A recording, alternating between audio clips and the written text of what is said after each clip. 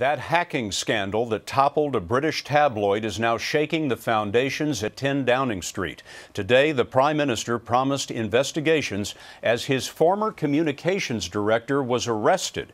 Elizabeth Palmer tells us the last word hasn't been written on this scandal.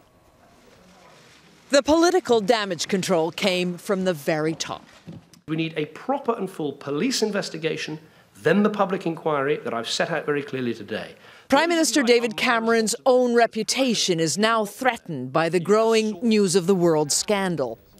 Reporters from the paper are accused of hacking into the voicemail of as many as 4,000 people, including a murdered teenager and the families of fallen soldiers.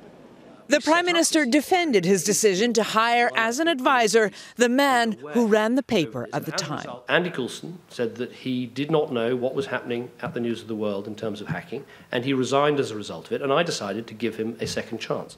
This morning, Coulson was arrested. Another former editor, Clive Goodman, was arrested too after allegations that he had bribed police. So far, Rebecca Brooks, a former editor turned senior executive, hasn't been investigated, even though she told a parliamentary committee that we have paid the police for information in the past.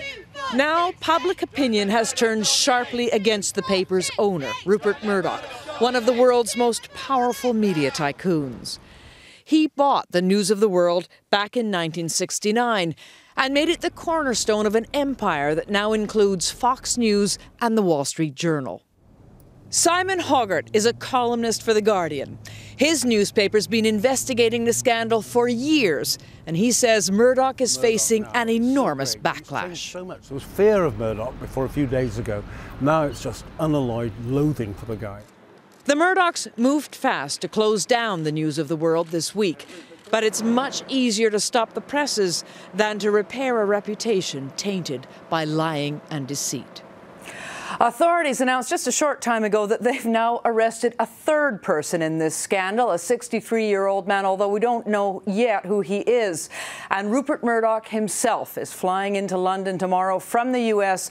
to take charge personally of this spiraling mess. Scott? Thanks, Liz.